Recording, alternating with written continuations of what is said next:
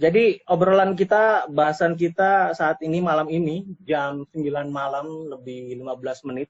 Saya di Bogor, terus kemudian teman-teman ada yang di Jakarta juga, ada Om Dion di Jakarta, terus ada Om Arya lagi ada di Malang. Mudah-mudahan diskusi kita ini bermanfaat. Kita bahas tentang drone yang digunakan guna untuk pemerintah dalam menangani virus corona. Jadi ada beberapa hal yang menggunakan drone itu sebagai drone disinfektan untuk menyemprot, dan kemudian ada yang juga yang menggunakan drone untuk mendeteksi suhu panas tubuh manusia. Narasumber kita ini sekarang sudah ada Om Arya Dega, terus kemudian ada Om Dion. Jadi salah satu dari mereka ini, saya nggak akan menyebutnya sebagai pro dan kontra ya, jadi menyebutnya sebagai orang yang sesuatu untuk perkembangan Indonesia dalam memanfaatkan teknologi drone. Jadi kita sama-sama bertukar pikiran. Jadi bukan dalam hal menyudutkan pihak-pihak tertentu dan bukan menyudutkan saya pro setuju, saya pro tidak setuju, bukan. Jadi kita tujuannya untuk membuka wawasan. Ya, setuju ya? Jadi bahasan kita hari ini adalah membuka wawasan, bukan untuk menyudutkan pihak-pihak tertentu. Jadi supaya kita sebagai pengguna drone tahu pemanfaatan drone yang sebaiknya itu untuk apa. Oke, setuju ya? Oke, nah sekarang kebetulan ada Om Dion. Saya ingin tanya dulu ke Om Dion. Om Dion masih lagi nyetir ya Om ya? Aman Om, aman. Om Dion, sebetulnya kalau menggunakan drone disinfektan itu yang digunakan drone-nya tipe apa sih Om? Oke, untuk selama ini penggunaan drone yang kami gunakan itu ada 3 jenis. Itu ada Joyence, itu produk Cina juga. Terus kemudian satu lagi pakai Topsgun yang 416, Topsgun T416, TX416, dan kemudian satu lagi Agras T16 yang 16 liter. Gitu Om. Ada 4 sih, satu lagi yang Agras MG1S yang 10 liter. Agras T16 sama Agras MG1. Oh, MG1 yang MG1. MG1S ya, yang dulu Om. Ya. Betul. Ya. Nah, yang paling besar itu yang apa nih? Yang Topsgun atau yang Agras? Kayaknya yang Agras paling besar deh ya. Agras T16 yang paling besar adalah Agras yang T16. Ya, 16 liter itu. Yang T16 16 liter. Yang bisa mengangkut 15 liter maksimal atau 20 liter ya itu? 16 liter Om. 16 liter maksimal ya. Oke. Nah, ya, jadi betul. Dari kapasitas Agras yang T16 yang bisa mengangkut drone spray, yang bisa mengangkut liquid seberat, kalau berat mungkin maksimal sampai 27 kg ya Om ya. Tapi kalau dari liter mungkin sekitar 16 liter ya Om ya. Betul. Nah, Om Dian, itu bahan-bahan yang disemprotkannya itu bahan apa aja sih kalau boleh tahu? Oke, bahannya itu ada berapa banyak sih, karena itu yang rekomendasi dari Kementerian Kesehatan. Tapi selama ini kita menggunakan yang yang biasa untuk rumah tangga digunakan Om, di rumah gitu. Kayak contohnya bahan campuran mungkin ya. Bahan campurannya betul untuk pembuatan desinfektannya kayak Dettol, terus kayak Wipo yang seperti itu. Gitu ya? Iya, betul. Terus kemudian yang paling aman lagi adalah yang pakai ini Om, pakai apa sih namanya, yang kayak yang kita bisa buat mandi Om, Dettol itu Om. Antiseptik maksudnya, antiseptik. Iya, antiseptik yang masih aman untuk badan, untuk tubuh. Gitu. Oh gitu. Jadi nggak menggunakan, maksudnya gini. Jadi disinfektan itu bahan-bahannya digunakan juga dari bahan antiseptik ya. Jadi bukan hanya semata-mata kayak disinfektan kayak karbol atau Waypol, terus yang digunakan untuk surface area di rumah kayak lantai gitu, enggak gitu ya? Atau gimana? Emang variatif gitu? Ya, betul. Jadi memang tergantung kondisinya Om. Kalau memang penduduknya agak banyak gitu, kan biasanya kan sosial pengumuman terhadap kondisi di sana kan biasanya sudah ditentukan sama misalnya Pemda, sudah menyesuaikan. Oh, sini kosong dan harus yang kimianya agak berat gitu. Itu baru ditentukan pembuatan untuk disinfektannya. Tapi terkecuali di situ penduduknya masih banyak, terus informasi terhadap bahwasanya ada penyemprotannya itu masih terlalu minim, akhirnya kita menggunakan yang masih tidak tidak apa sih, untuk tubuh itu masih oke gitu loh. Jadi pokoknya intinya digunakan untuk bahan-bahan yang aman buat tubuh manusia juga gitu ya? Aman, iya aman buat tubuh Om. Ya kayak pakai antiseptik itu aman buat tubuh gitu. Nah itu maksudnya yang dilakukan drone yang penyemprot yang dilakukan oleh timnya Om Dion ya. Sedangkan ini kan di Jakarta ya Om Dion ya. Sedangkan ada beberapa juga yang menyemprot di daerah Malang juga ada, terus di Jogja juga ada. Terus baru kemarin nih, kalau nggak salah kemarin atau tadi siang justru ada juga nih yang nyemprot di Bogor. Tapi yang di Bogor itu entah saya nggak tahu dari mana. Itu Om Adi itu yang lebih tahu karena dari dekat daerahnya itu, dekat rumah Om Adi ya. Yasmin. Nah itu kan nggak tahu ya itu dari mana gitu. Nah terus selain drone penyemprotan kan juga ada juga yang Om Dion kerjakan yang saya lihat di sosial media. Om Dion cek suhu tubuh juga ya pakai drone apa itu Om? Ya, betul. Itu pakai drone apa Om? Oke, untuk suhu tubuh, untuk jenis drone-nya itu ada 2. DJI Mavic Enterprise, satu lagi DJI Matrix 200. Pakai Matrix juga ya? Iya, betul. Ya, cuman kalau DJI Matrix 200 berarti pakai alat tambahan kan? Bukan default bawaan Matrix kan? Kalau yang Matrix itu udah bawaan, yang satu paket itu yang kalau nggak salah total plus zoom yang 3 kali, terus sama kamera FLIR yang Matrix itu sekitar 680 jutaan harganya. Itu. Nah itu alatnya itu sama dengan yang dipakai sama Mavic Enterprise nggak? Maksudnya beda Om. Beda ya? Lebih canggih yang Matrix yang itu ya? Oke. Iya betul. Jadi intinya 2 hal itulah, penyemprotan sama yang suhu panas itu ya digunakan. Iya betul. Nah betul. Ini kan ada yang ini Om Dion, maksudnya bukan pro dan kontra sih ya. Jadi justru jadi semacam bahasan kita teman-teman komunitas drone, salah satunya di bahasan teman-teman pasukan drone Bogor Indonesia juga. Yeah. Sebetulnya menurut Om Dion kira-kira menggunakan drone untuk penyemprotan itu aman nggak sih atau ideal nggak sih atau misalnya efisien kah gitu? Karena kita sama-sama diskusi nih Om untuk pengetahuan kita juga ya. Menurut Om Dion. Jadi menurut saya sendiri ya, evaluasi hampir sama penilaian dari rekan-rekan semuanya, rekan-rekan anak drone itu mungkin lah evaluasi dari penyemprotan menggunakan drone itu efektif, efisien atau tidak, penilaiannya mungkin sama. Saya pun sama.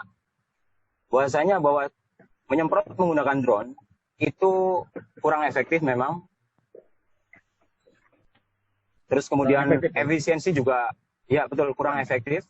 Tapi bagaimanapun dengan efektivitas atau efisiensi dari drone itu sendiri, ada nilai tersendiri kalau kita menggunakan drone.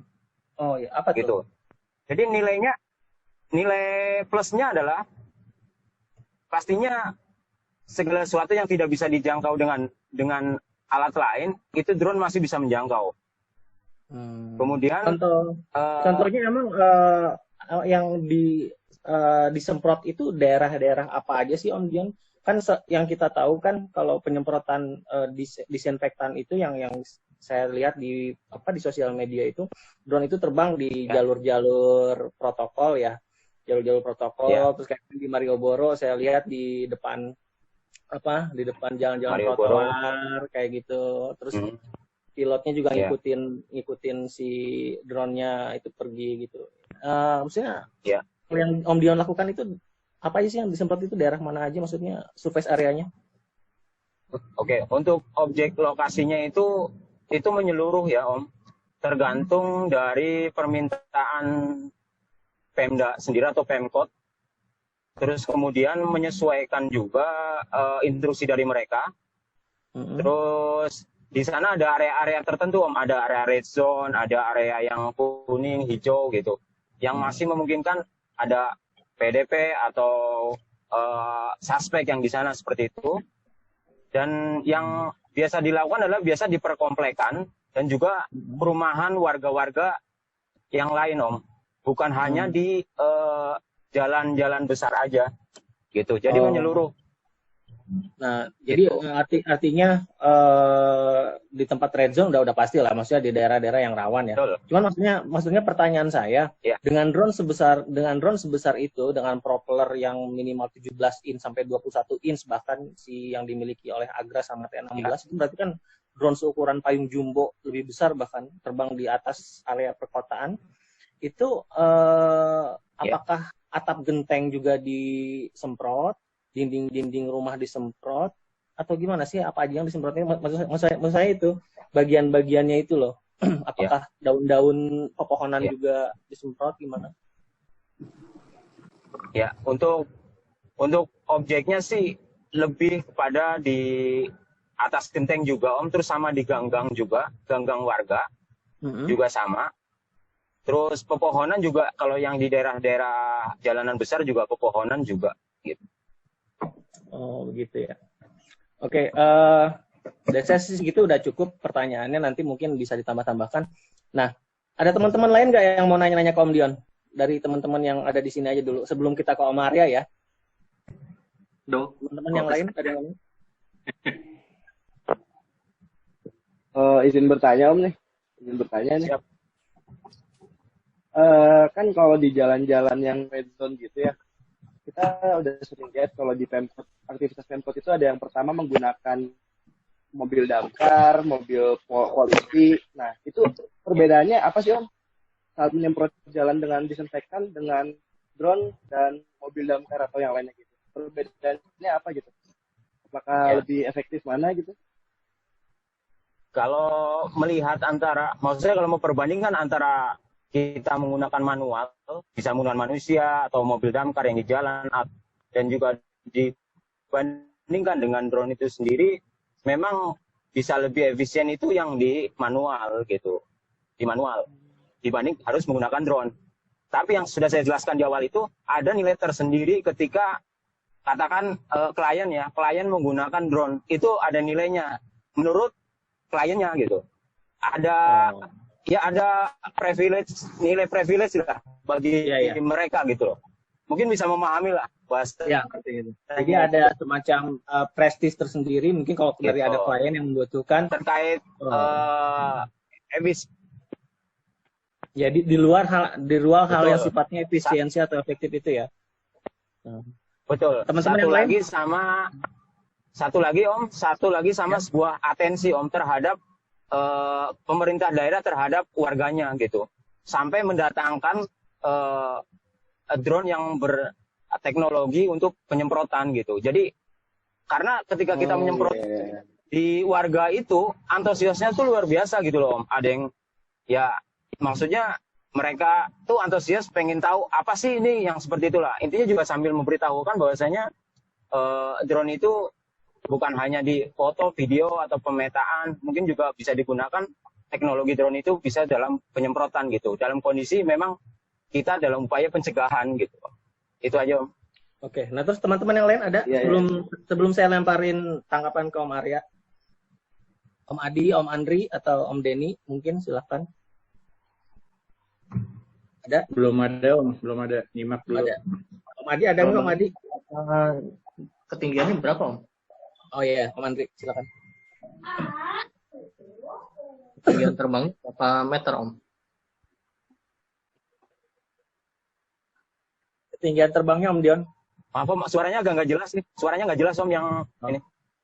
Kalau Om Sigit sih jelas banget suaranya. Meter. Ketinggiannya katanya berapa meter Om? Oke. Untuk ketinggian penyemprotan di sekitar 5 Om. 5 sampai 7 lah. Gitu. Tergantung objeknya, kalau misalkan di situ obstacle-nya sedikit, kita bisa juga turun lagi.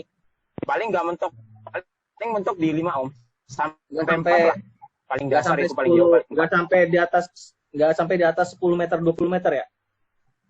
10-20 meter enggak Om. Enggak ya? Enggak. Itu terlalu jauh Om. Karena kan untuk kita mempertimbangkan angin Om. Angin dari ini, kalau propeller kan dia kalau misalkan karena cairan semakin tinggi itu kena angin gitu, semakin kecil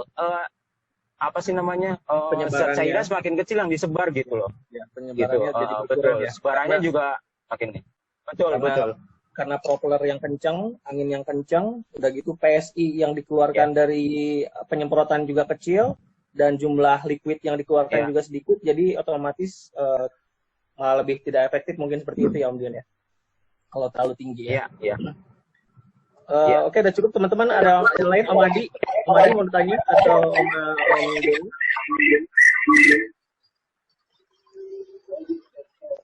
Om Adi? Enggak, kok. Iya. Ada yang mau bertanya? Saya udah cukup jelas tadi, Om. Oh, Om Denny? Enggak.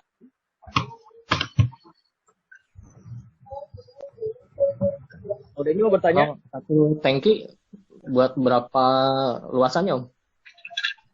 Oke. Tangki juga bisa diatur. Di sana ada aturannya per hektar keluarnya akan berapa ukuran untuk keluar cairannya tuh ada Om. Per hektar misalkan kita menyesuaikan areanya. Itu bisa diukur dari aplikasi di sana Om, di DJ itu sendiri gitu.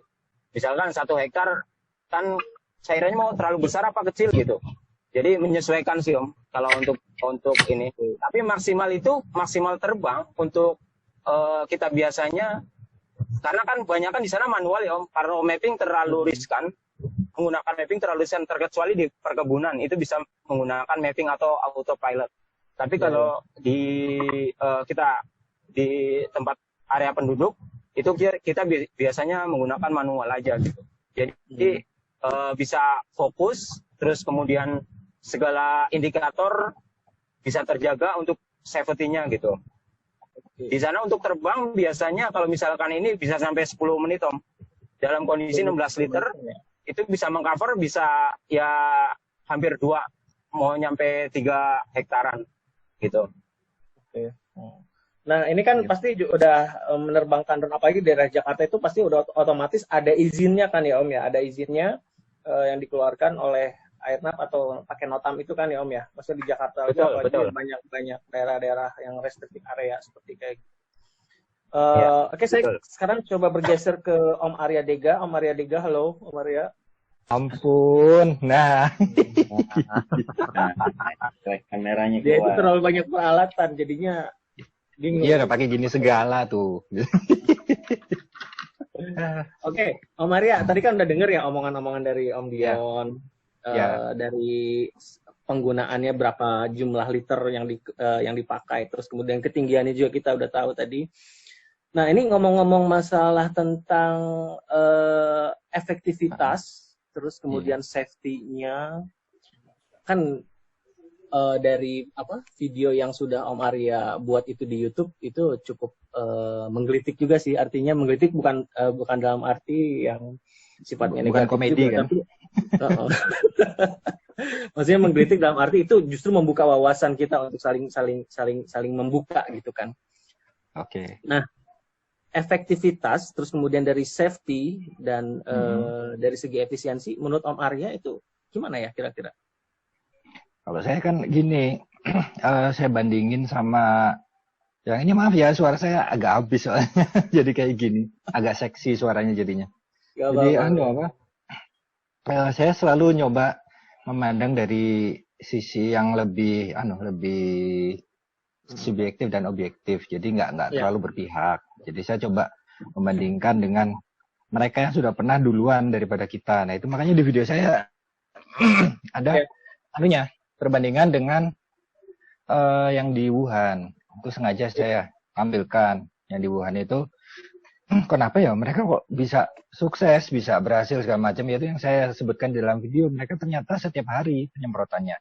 Nah yang saya nggak ngerti itu mungkin kenapa di Indonesia kok penyemprotannya nggak setiap hari di lokasi yang sama gitu misalnya.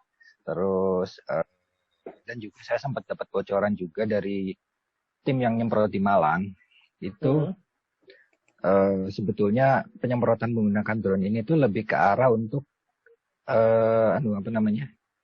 shock terapi untuk masyarakat katanya gitu. Tapi mereka minta tolong jangan dimasukin ke YouTube.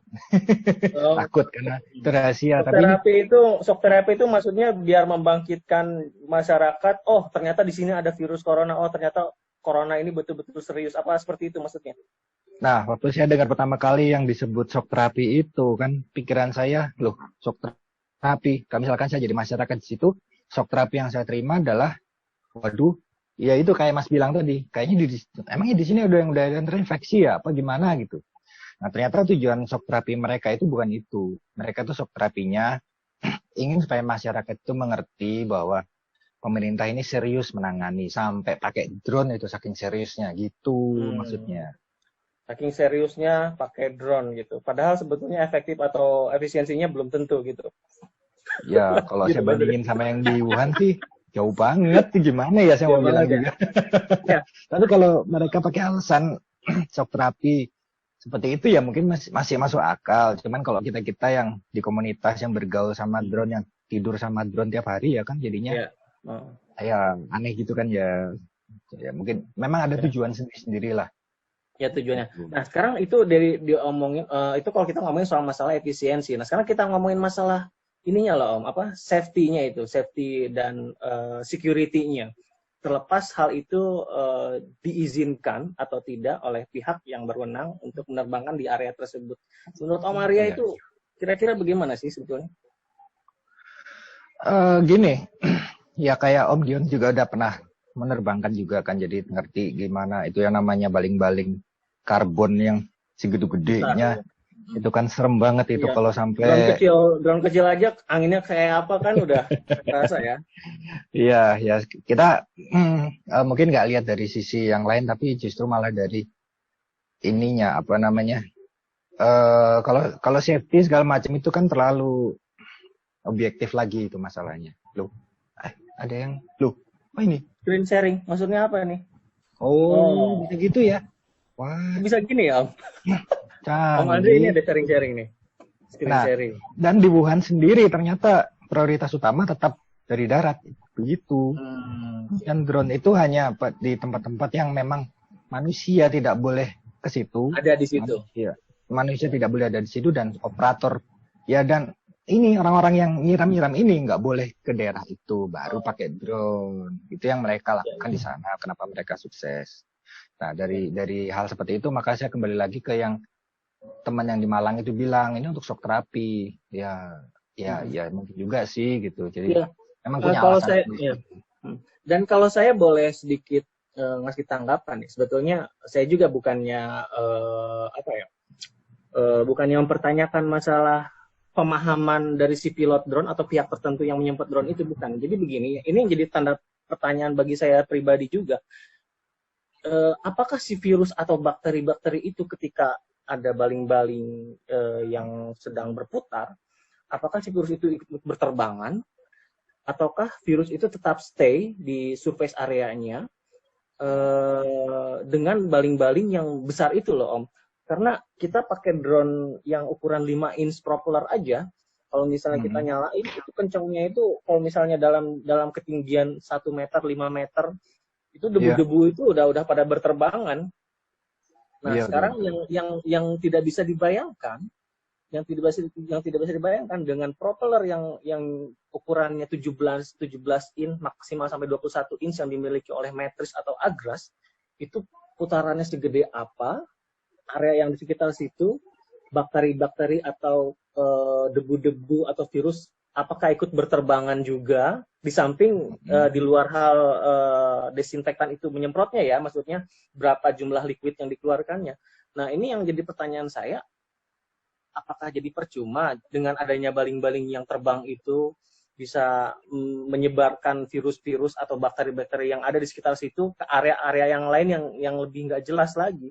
Itu makanya jadi pertanyaan saya juga gitu yang dalam kepala saya. Mungkin kalau misalnya disemprot pakai mobil ataupun pakai manusia kan semprotan itu yang bekerja menyemprot surface area tertentu tanpa mengganggu area lingkungan untuk tetap kondisi stabil kan. Nah, sedangkan kalau pakai drone atau pakai propeller, otomatis walaupun disemprot tapi udah pada nyebar tuh debu-debunya juga. Jadi kayaknya seperti kelihatan kayak percuma gitu. Kan kalau pakai mobil atau pakai orang kan kita nggak niup-niup gitu kan. Ibaratnya semprot aja. Jadi masuk akal kan logikanya seperti itu. Nah, itu kira-kira Om Dion masih stay kan ya Om Dion? Halo? Om Dion, halo. Hadir Om, hadir. Nah, kira-kira ini pertanyaan buat Om Dion nih. Pertanyaan buat Om Dion. Kira-kira menurut Om Dion sendiri gimana sih dengan yang tadi saya bilang itu loh? Kalau pakai drone kan otomatis surface areanya jadi nggak clear area lagi gitu. Jadi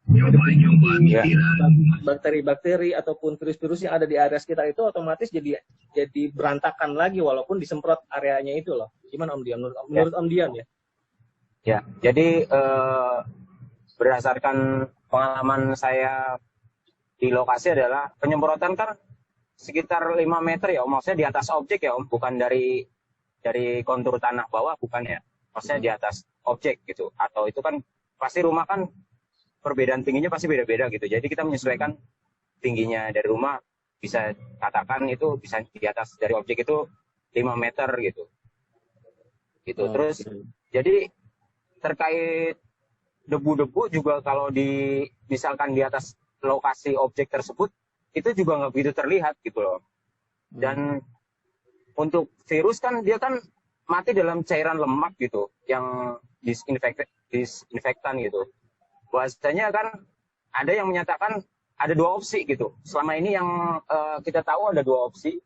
Itu bisa droplet virusnya itu sendiri dan kemudian airborne gitu. Dan banyakkan sih kita lebih memahami bahwasanya virus itu droplet gitu. Tapi namanya ini kan pencegahan gitu. Ini namanya pencegahan. Pencegahan itu bisa dilakukan dengan cara apapun gitu. Kita beraksi untuk melakukan CSR untuk warga. Bahwasanya kita dari Pemda itu memperhatikan mereka gitu. Jadi nilai efektivitas ya minimalis dari nilai tersendiri itu kita singkirkan dahulu gitu loh. Tapi perhatian mereka terhadap warganya itu kan perlu gitu. Jadi segala sesuatu kekuatan yang dipunya dari Pemda, Pemkot, TNI, Polri itu semua dikerahkan. Gitu loh. Mengerahkan segala kemampuan untuk mencegah, apakah betul-betul mencegah ataukah kira-kira malah justru jadi bukan membahayakan ya, yang tadinya tujuannya untuk mencegah, tapi tiba-tiba apakah akan menjadi suatu hal yang bakal mengundang virus atau bakteri-bakteri itu sendiri malah menjadi menyebar tidak jelas atau bagaimana? Sayangnya kita tidak punya ahli mikrobiologi ya di sini ya untuk bahasannya ya. Kita bahas sesuai dengan pandangan kita, sesuai pengetahuan yang kita miliki aja dulu di bidang drone. Ya, sebetulnya gini ya Mas, sebetulnya setiap kegiatan itu kan ada tujuan dan setiap orang yang melakukan kegiatan itu punya tujuan masing-masing. Seperti yang Om Dion lakukan bersama Pemda, bersama instansi yang ada di sana. Itu kalau saya dengarkan penjelasannya Om Dion itu memang tujuannya untuk pencegahan. Beda dengan yang dilakukan di Malang. Di Malang bukan tujuan pencegahan. Di Malang tujuannya itu tadi yang saya bilang, untuk shock terapi. Nah, jadi kalau dari efisiensi memang kita semua setuju saya rasa. Kalau dari efisiensi tidak efisien. Karena sudah terbukti yang efisien itu sudah dilakukan di Wuhan, dia seperti itu yang benar-benar efisien. Tapi kalau secara maksud dan tujuan itu nggak akan pernah ada yang sama, gitu Mas. Oke. Nah, jadi artinya kita sepakat lah untuk efisiensi penggunaan drone untuk disinfektan itu di bahasan ini mungkin tidak terlalu kurang efisien lah kalau kurang terlalu efisien ya. Ya. Nah, tapi kalau kembali lagi dari soal efisiensi kan kita maksudnya saya mau bertanya ke Om Dion. Om Dion, ini kan kalau misalnya kita menyemprot itu misalnya taruhlah ada warga yang pengen disemprot ataukah inisiatif kita nih yang mau menyemprot atau dari pihak tertentu atau instansi tertentu melakukan penyemprotan secara inisiatif. Apakah ada permintaan Om Dion? Jadi untuk penyemprotan sih memang berdasarkan order ya Om. Maksudnya order itu tim Satgas ini kan sudah ditentukan gitu. Karena kerjasama sama dengan TNI AU juga Satgas ini. Jadi bukan hanya inisiatif dari ini, tapi memang instruksi dari Pemda itu sendiri. Kalau Pemda ke atas itu saya kurang tahu gitu, tapi dari Pemdanya dan kemudian KLHK dan seperti itu yang menginstruksikan untuk penyemprotan di segala penjuru gitu, penjuru Jakarta tentunya yang sudah ada gitu. Itu secara dilakukannya itu secara sukarela ataukah dibayar atau gimana Om Dian? Kalau dibayar angkanya pasti ada, tapi untuk angka juga bukan ranah saya juga untuk itu. Okay. Jadi tidak, yang pastinya memungkinkan angka ada, karena kan itu mungkin bagian dari anggaran sebuah Pemda ya gitu. Ya betul. Ada anggaran untuk inilah bencana gitu, mungkin pengambilan dari sana. Ya. Nah, ini kan saya membawa suara dari teman-teman komunitas juga ya Om ya, maksudnya teman-teman yang lain melihat fenomena drone semprot ini. Nah, ini ada beberapa teman yang tidak setuju gitu kan untuk dilakukan penyemprotan dengan drone. Ujung-ujungnya sekarang seperti kayak di Bogor yang baru aja dilihat tadi atau kemarin saya lupa oleh Om Adi, itu ada drone besar juga tuh yang menyemprot di daerah perumahan di sekitar Yasmin atau apa gitu kan. Saya kurang begitu paham lokasinya. Nah, kita kan nggak tahu ya, khawatirnya dicontoh juga oleh teman-teman yang lain yang karena notabene saya punya drone besar yang pada dasarnya itu kan digunakan untuk pertanian. Mungkin kalau menggunakan drone besar di area perkotaan itu butuh skill, nggak semata-mata orang yang baru belajar drone drone pabrikan beberapa bulan menerbangkan drone di area perkotaan atau di area yang padat penduduk kayaknya sangat-sangat berbahaya. Nah, ini yang dikhawatirkan diikuti oleh teman-teman ataupun tanda kutip orang-orang yang mempunyai uang, saya bisa beli drone aja kalau kayak gitu, beli drone untuk nyemprot perumahan saya nih. Berapa sih harganya? 100 juta. Oke lah, saya tinggal beli aja, tes 3 semprotan. Padahal dari situ ada segi bahayanya juga yang bisa mengakibatkan terjadinya kecelakaan lah, ataupun misalnya drone-nya itu gagal terbang, atau misalnya drone itu jatuh. Karena namanya drone semua berpotensi dengan jatuh ataupun crash ya. Nah, ini Om Arya kira-kira bisa mengasih tanggapan nggak? Untuk resiko, ya itulah tadi Mas. Jadi sebetulnya kalau mau kita lihat dari sisi efisiensi, itu nggak ada yang efisien kalau dilakukan seperti yang dilakukan oleh Indonesia saat ini. Tapi itu juga kan gimana lagi, namanya juga instruksi ya. Ya kayak Om Dion juga terima instruksi. Ya harus jalankan. Tapi sebagai rasa antipati saya, saya coba bikin sebuah karya video. Saya coba bikin di mana, di Instagram. Saya tuh kaget loh, Instagram yang saya posting thumbnail video saya itu udah 5.000 lebih yang like ternyata. Nah, itu mungkin untuk kita memberikan rasa bukan simpati tapi antipati kita secara halus. Mungkin yang kita bisa lakukan hal seperti itu. Antipati dalam hal ini untuk menjelaskan secara secara halus lah. Jadi nggak terus crash, berantem, debat itu jangan. Jangan. Kita pakai keahlian masing-masing gitu. Ya, okay. Tapi yang jelas memang kurang efisiensi dan itu juga bahaya. Drone itu sangat bahaya. Ya karena dalam setiap yang saya tahu ya, dalam setiap pabrikan drone itu juga punya semacam SOP ya, ataupun misalnya rules ataupun manual book yang harus diperhatikan bahwa jika drone, contoh misalnya kayak drone Agras yang saya tahu itu, drone Agras itu tidak boleh diusahakan, maksudnya harus diterbangkan di dalam, maksudnya di lingkungan yang bebas dengan obstacle, yang bebas dengan maksudnya kondisi manusia dan lingkungan di sekitar yang bisa membahayakan jika terjadi crash ataupun membahayakan jika drone itu terjadi kecelakaan lah, seperti itu yang saya baca seperti itu. Terus kemudian jarak ketinggian pun yang saya bukan jarak ketinggian, take off dan landing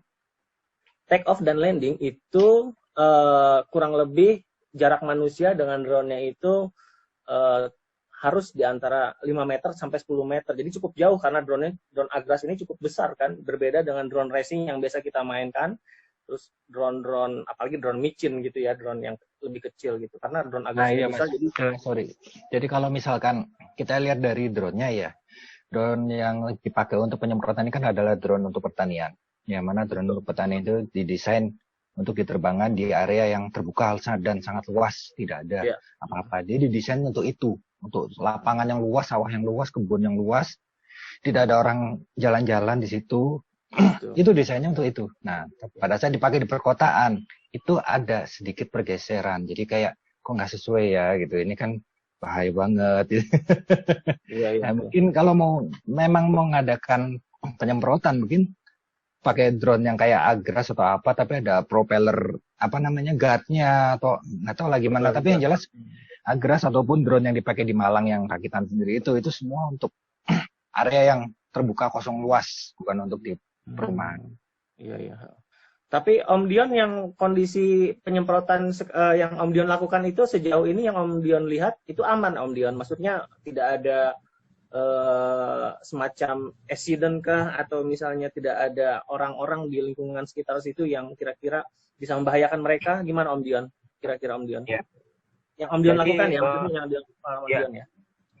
Jadi untuk penerbangan Agras sendiri di wilayah berpenduduk memang safety-nya itu sangat tinggi ya. Jadi SOP-nya itu benar-benar kita jalankan. Dan orang yang menerbangkan pun skill-nya harus teruji ya Om ya. Betul. Jadi sebelum terbang pun kita harus cek namanya angin, kecepatan angin gitu. Terus kemudian take off-nya kita di mana, terus plan B-nya kita gimana. Jadi kita udah mapping duluan sebelum kita menyemprot di area tersebut gitu. Kita udah mapping area duluan. Maksudnya mapping tuh kita tahu plot-plotnya yang kondisi lega ada di mana gitu. Terus space yang aman untuk landing itu gimana gitu. Terus kemudian tentang pre-flight checklist pun kita isi, itu ada. Kita per lembar, per terbang itu kita ada. Kecepatan angin berapa, indikator baterai gimana, seperti itu. Jadi kita nggak asal terbang di lokasi tersebut, terus kemudian lari sini lari sana untuk penyemprotan tersebut, enggak. Kita tetap berkoordinasi, well-organized. Setiap malam pun, hampir tiap malam kita itu meeting ngomongin masalah masalah evaluasi untuk besok gimana, terus setelah kita terbang itu gimana, itu ada. Jadi SOP tetap kita jalankan, itu hal yang mutlak harus kita jalankan untuk SOP di saat kita mau terbang di sana gitu. Dan kemudian ketika mau menerbangkan pun warga yang ada di lokasi pun kita info sebelumnya, yang memang kondisinya memang masih ada warga, kita info untuk mereka masuk ke dalam rumah.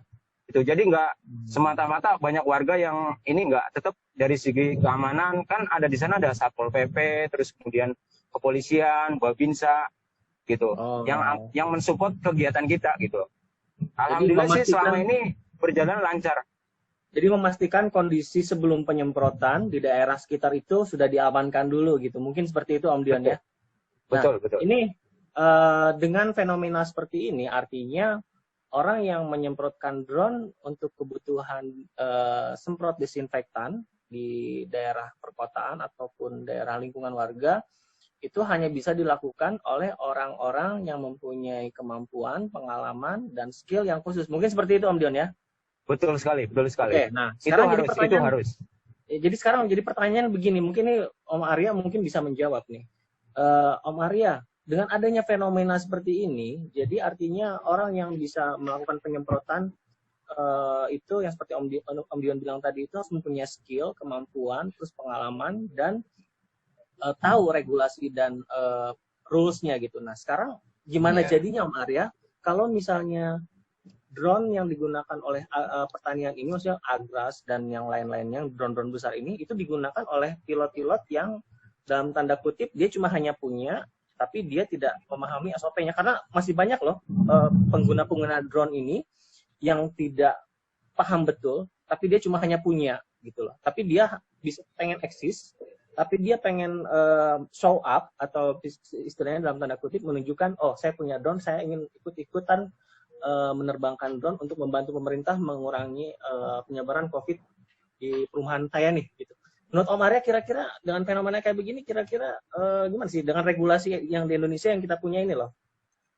Ya itulah dilemanya Mas. Jadi yang namanya regulasi aja banyak yang melanggar. Yang jelas-jelas di Jakarta itu nggak boleh terbang di wilayah-wilayah pergedungan gedung-gedung itu ya sampai detik ini pun dilanggar. Masalahnya itu hingga tidak pernah ada yang namanya penindakan. Jadi ini sudah resiko dari masyarakat yang istilahnya kalau teman-teman saya bilang itu gegar budaya Mas. Kan ada orang gegar otak ya. Ini gegar budaya. Jadi budayanya itu terlalu jauh gitu, kaget gitu. Iya. Ada alat canggih, langsung ya. Ya ini yang dialami oleh ya yang mungkin bukan salah manusianya juga, tapi salah sebuah sistem. Sistem di Indonesia ini belum ada hukuman bagi orang yang melanggar, terutama penggunaan drone. Nah itu yang memang harusnya untuk mungkin kedepannya ya kalau misalkan nanti Om Dion ada tugas lagi gitu ya mau nerbangin drone lagi untuk nyiram atau apa itu mungkin bisa minta tolong untuk bicara sebentar yang nanti bisa disiarkan atau tolong dicatat kalau mau masukin ke surat kabar tolong catat dulu saya mau utarakan gitu ya. Nah Om Dion tinggal utarakan aja untuk pilot drone yang tidak mendapatkan tugas khusus diharapkan untuk tidak menerbangkan sendiri. Ya mungkin gitu, ada cara lain. Ya. Sepakat Om, sepakat. Ya karena Om Dion, kira-kira kalau dari Om Dion sendiri, Om Dion itu khawatir nggak sih kalau misalnya apa yang Om Dion lakukan ini dicontoh juga oleh teman-teman yang lain yang dalam tanda kutip dia tidak mempunyai pengalaman.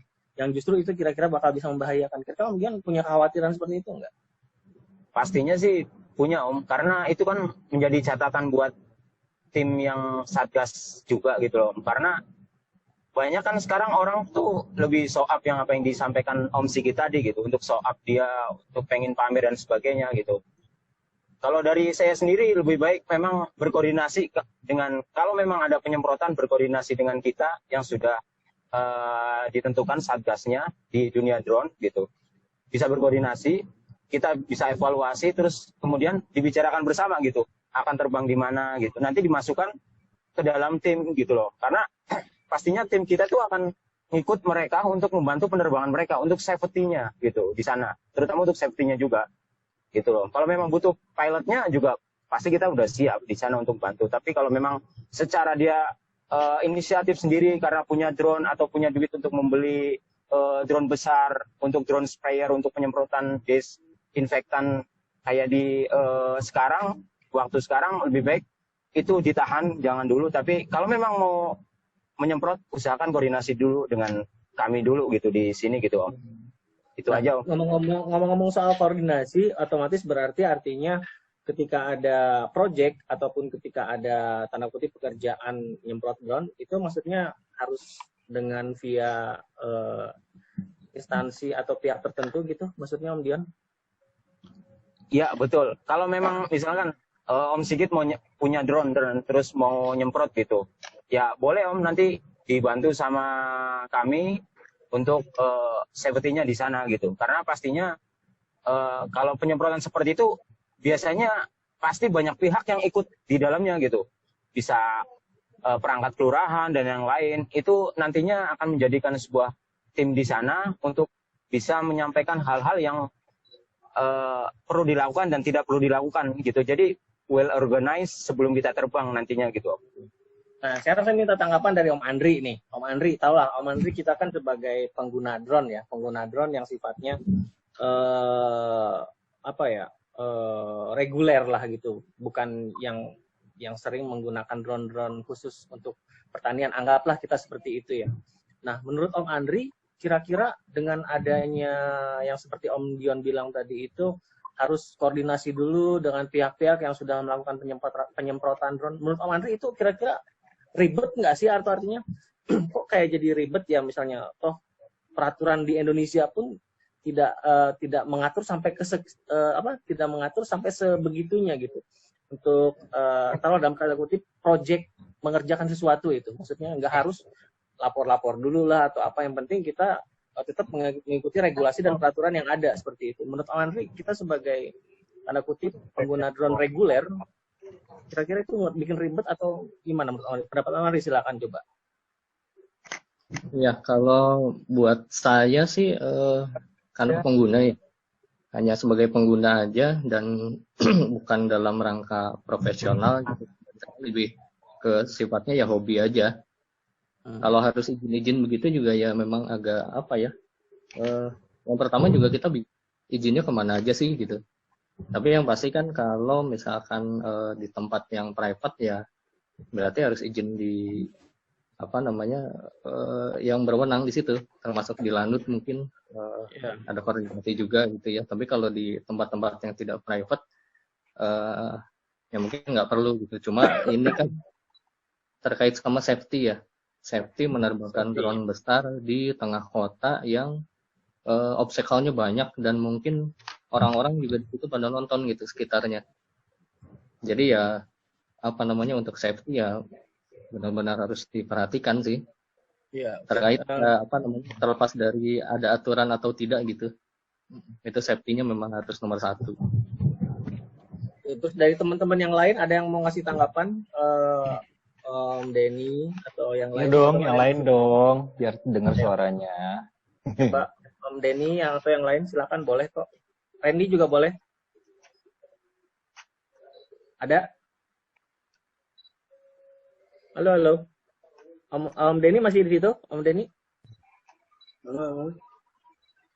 Randy mau ngasih tanggapan atau Randy mau ngomong? Silakan. Cukup dengar. Kok cukup. Aman. Om Denny mau ngomong? Pendengar aja, pendengar. Oke. Ini ada Om Subadri. Om Subadri, halo Om Subadri. Bisa muncul mukanya nggak nih Om Subadri? Om Badri. Jurnalis kita dari Indosiar. Halo Om Badri. Yang mana orangnya? Halo. Om Badri ini paling bawah nih. Ini dia cuma hanya muncul gambar doang apa? Gambar motor doang nih, tapi mukanya nggak muncul. Oh, iya. Nggak muncul, ya udah nggak apa-apa. Oke, saya lanjut lagi ke ini ya, ke Om Arya. Om Arya, selain drone digunakan untuk penyemprotan kan juga ada pendeteksi suhu tubuh tuh. Terus saya juga saya lihat di video Om Arya tuh menggunakan ultraviolet C, UVC. Ya. Nah, menurut Om Arya dengan adanya drone spray, drone pendeteksi suhu tubuh, dan drone untuk UVC, itu kira-kira paling efektif yang mana sih? Kalau kita kalau memang mengharuskan drone itu emang harus digunakan untuk membasmi ataupun mengurangi COVID-19 ini supaya bisa digunakan, kira-kira yang paling ideal itu menurut Om Arya yang mana? Atau nggak usah sama sekali deh, tiga-tiganya nggak perlu lah gitu, seperti itu. Atau gimana? Silakan coba Om Arya. Kalau mau pakai drone ya gitu, kita ikuti caranya yang udah sukses di Cina. Pakai drone-nya langsung 3 dan penyemprotannya di wilayah yang memang bukan untuk manusia berada di situ. Gitu ya. Tapi kalau yang sekarang dilakukan seperti sekarang ini itu kok kayaknya masih lebih efisien dilakukan sama manusia langsung ya. Jadi kayak disemprot sama mobil pemadam, disemprot sama orang yang pakai pompa gini, langsung kena semuanya gitu. Terus dan bisa tiap hari masalahnya. Masalahnya ini adalah kegiatan disinfeksi yang harus dilakukan setiap hari. Nah sekarang sanggup nggak tuh drone tiap hari? Mas Dion nerbangin tiap hari. Tegang loh itu tiap hari kayak gitu, bisa stres nerbangin. Iya nggak sih? Jadi kita lihat dari efisiensinya tuh dari seberapa jauh pengerjaannya, apa cuman sekali aja apa terus menerus. Yang idealnya setiap hari sih. Nah sekarang kalau saya punya pertanyaan ke Om Dion, kalau misalnya menyemprot drone dengan kapasitas 15 liter atau 16 liter, kalau Om Dion tahu atau membandingkan dengan menyemprot versi manual dengan manusia, yang taruhlah dia bisa menggendong 20 liter lebih gitu kan untuk menyemprot daerah tertentu. Jadi kita ngomongin soal biaya ya, itu menurut Om Dion mahalan mana? Apakah mahalan menyemprot dengan drone ataukah mahalan menyemprot dengan secara manual oleh manusia? Oke. Jadi tentunya kalau kita melihat barang ya, unitnya yang kita gunakan tentunya akan lebih mahal menggunakan drone dibanding kita menggunakan tangki yang harganya mungkin ya bisa ratusan gitu. Kalau drone kan pasti di atas jutaan lah. Gitu. Ya, jutaan. Tentunya dari harga pilotnya ya. Apalagi pilotnya tuh besar gitu kan. Jadi tentunya kalau harga antara drone dan manual penyemprot ya, penyemprot manual pakai tangki itu ya akan lebih mahal pakai drone gitu. Tapi kalau perbandingan pakai pemadam atau mobil polisi yang itu Raisa itu ya tentunya lebih mahalan mobil gitu. Gitu. Jadi tergantung dari unit apa yang kita gunakan dalam pencegahan tersebut gitu. Melihatnya dari situ gitu. Kalau cairan kan itu hampir rata lah, semua sama gitu. Tergantung banyaknya yang digunakan kan. Kalau saya sih, saya ngomongin secara basic banget tentang kenapa sih kita menggunakan drone, yang pada dasarnya kita sama-sama beramai-ramai mengalihkan hobi kita atau mengalihkan kegiatan kita ini dengan drone. Sebetulnya kalau alasan pada umumnya kita pengguna drone itu melihat dari segi efektivitas dan efisiensi. Contoh kayak untuk menekan biaya, kita juga pernah kan istilahnya tahu lah gitu kan. Kalau zaman dulu kita mau syuting area perkebunan ataupun syuting film dari via udara itu pakai helikopter kan mahal. Nah, ketika ada drone maka biayanya menjadi lebih murah gitu kan, dan mengurangi resiko juga gitu kan. Terus kemudian kayak kita ngambil foto-foto via udara atau foto-foto pemandangan, kenapa nggak menggunakan helikopter?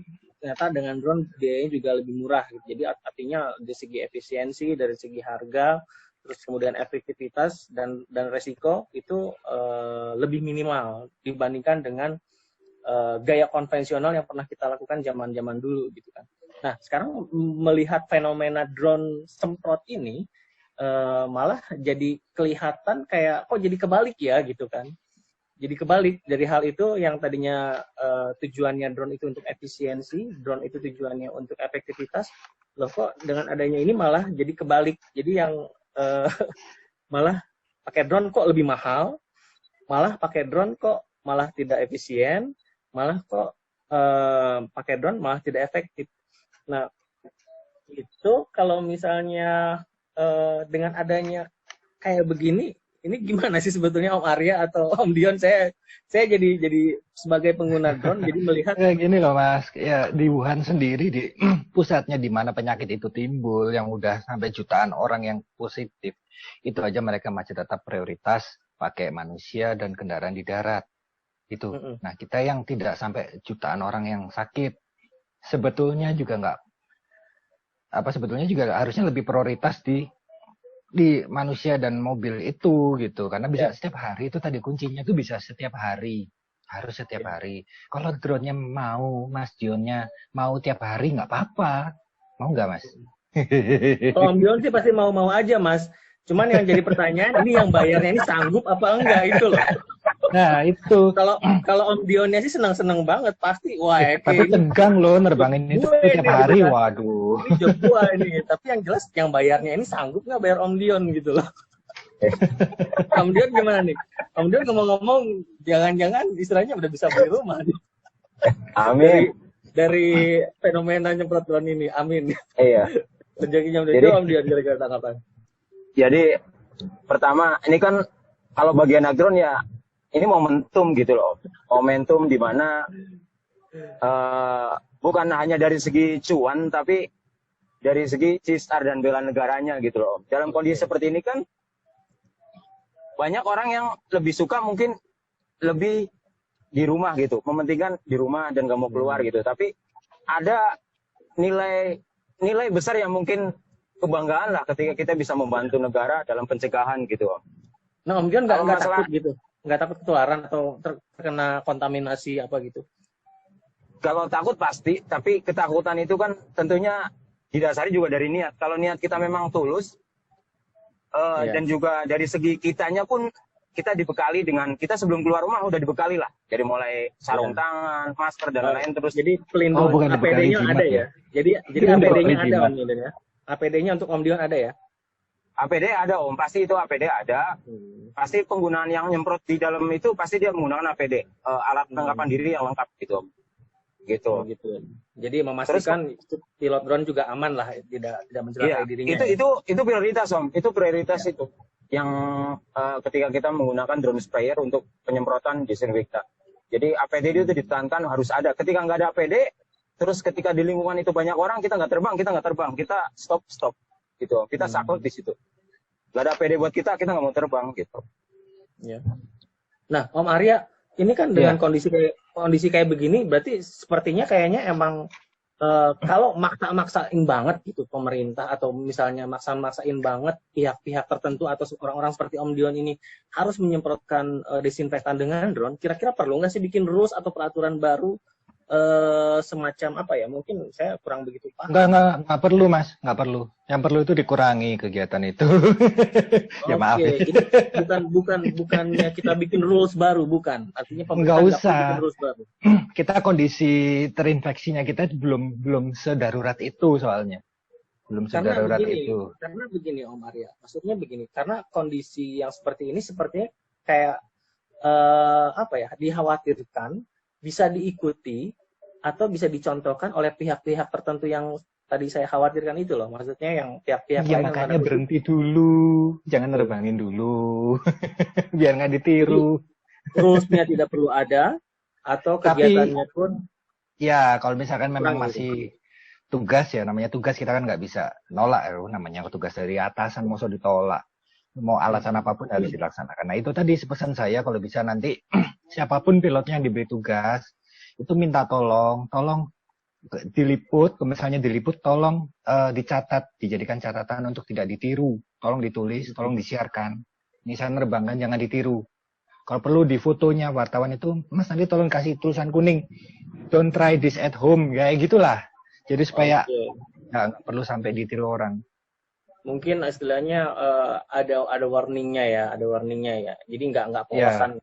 Karena dengan adanya berita-berita di media, berita-berita di sosial media, drone di Malioboro, di Malang, bla bla bla, disentuhkan drone atas inisiatif bla bla bla bla, kemudian pemerintah berupaya terus kemudian orang yang punya jiwa patriotik, dalam tanda kutip orang yang punya semangat juang yang tinggi tapi tidak dibekali dengan kemampuan, tidak dibekali dengan skill yang benar-benar menguasai bidangnya untuk drone atau penyemprotan, itu akan ikut-ikutan loh, Mas. Artinya, itu bukan patriotik, Mas, itu bonek itu. Beda ya. Karena saya jadi lihat ini apa Mas, video-video orang yang punya menggebu-gebu gitu kan, dia ingin menunjukkan oke, gue bisa nih gitu kan, gue mampu. Tahu-tahu tiba-tiba ya kecelakaan lah atau apa, itu kan bisa bahaya. Nah ini artinya tapi ini kan drone mahal ya, mungkin nggak semua orang punya juga lah drone. Berapa harganya Om Dion, harganya drone Agras ini? Iya. Oke Om, untuk harga dalam kondisi dolar di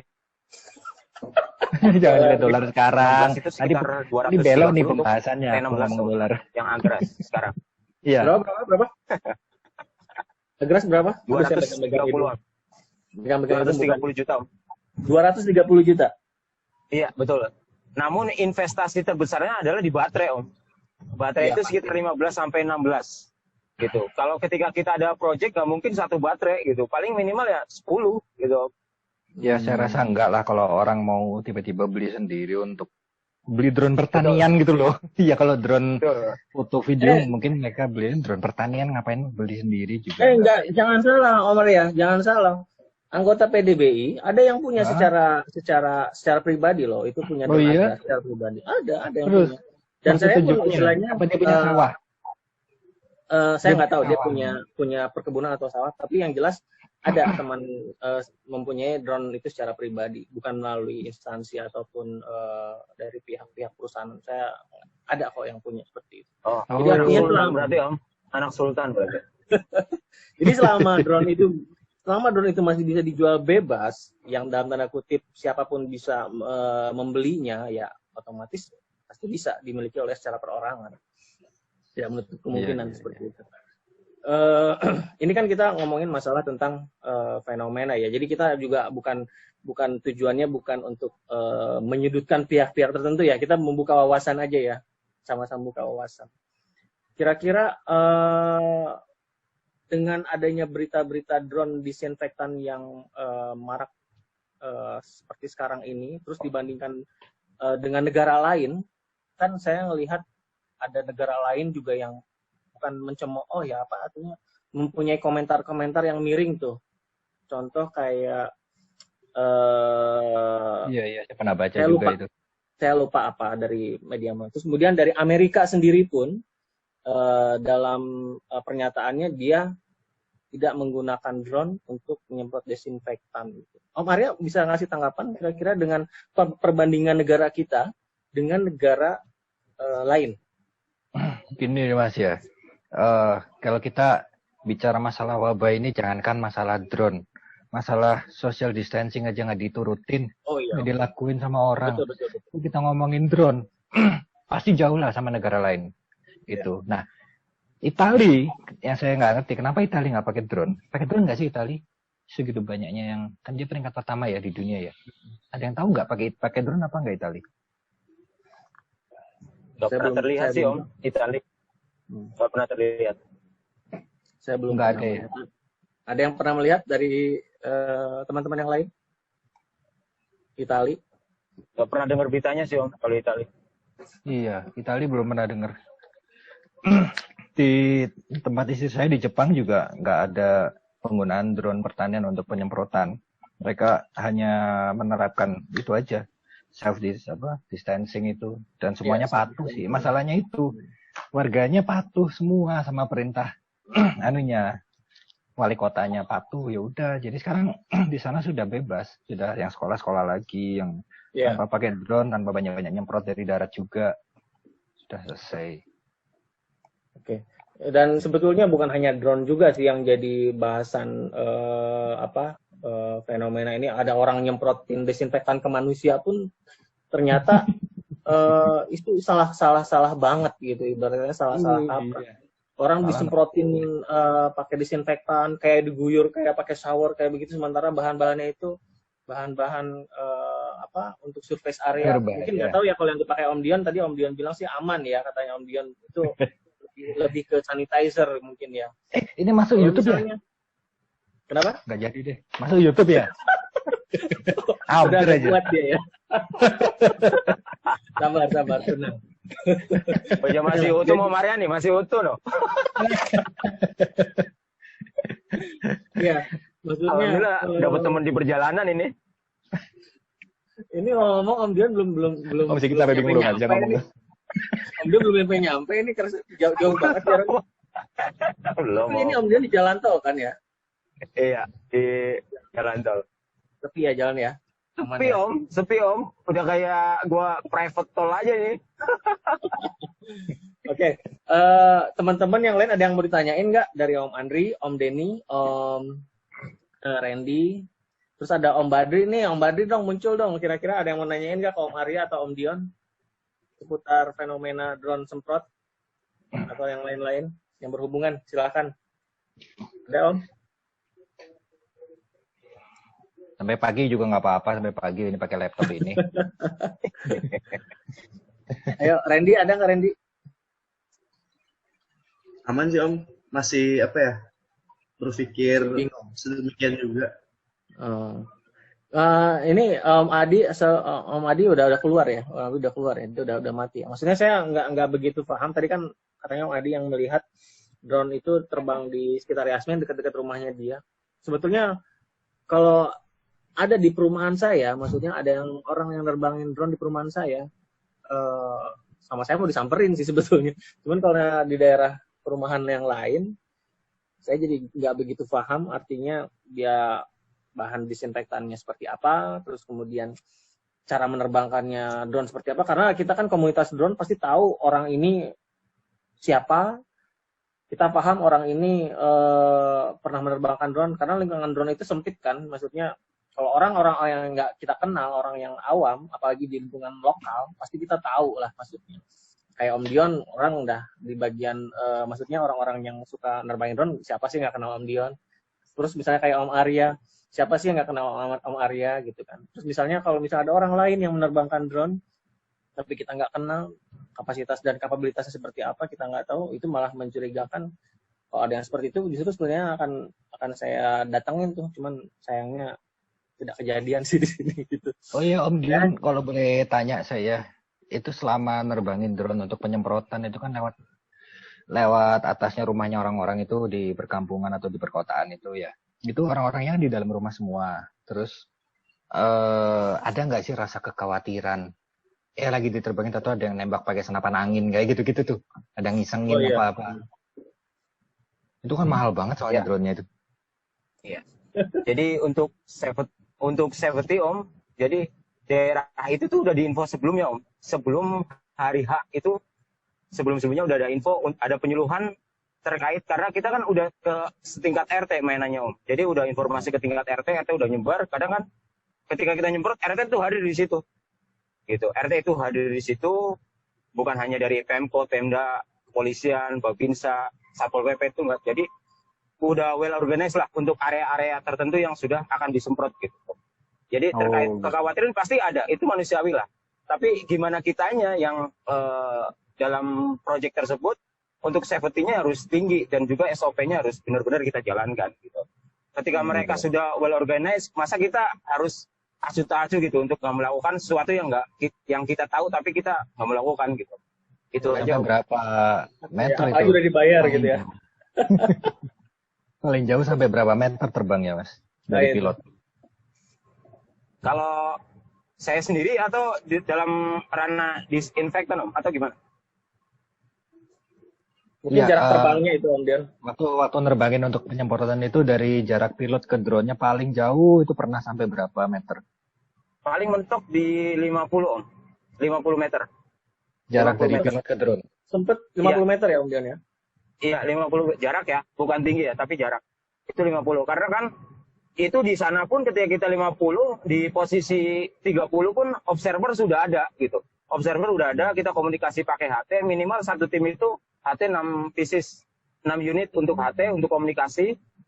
Gitu Om. Jadi observer safety itu ada 2 untuk setiap kali project, satu drone itu ada 2. Gitu. Jadi kita udah menyeluruh untuk safety-nya gitu.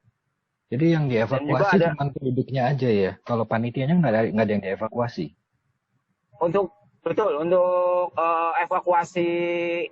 Jadi untuk evakuasi sendiri kan untuk di pendudukan itu maksudnya udah diinformasikan bahwasanya ini akan penyemprotan untuk bahan disinfektannya sangat berbahaya bagi tubuh. Mohon penduduk warga setempat untuk di dalam rumah seperti itu kan. Kalau memang kondisinya disinfektannya itu masih kondisi aman, kalau misalkan ada yang melihat atau apa, kita masih pencegahan hanya memberikan informasi kepada warga sekitar untuk minggir gitu. Tapi ketika hal itu memang zat disinfektannya memang masih yang disemprotkan dari pihak klien itu tinggi, ya akhirnya benar-benar kita saklek gitu. Ketika ada orang di lokasi atau di bawahnya kita berhenti dan juga kita nggak mau terbang, kita berhenti nggak terbang sama sekali gitu. Tuh, dari panitianya sendiri nggak dievakuasi, pilotnya, Pak Polisinya, Pak TNI-nya itu nggak menjauh-jauh gitu, apa ikut deket-deket juga? Di belakang paling kebanyakan momentum yang paling ada lah ketika mereka mau terbang. Kalau di saat baru take off itu kan cairan belum disemprotkan gitu. Itu kebanyakan yang lihat, tapi jarak mereka itu sekitar 10 meter.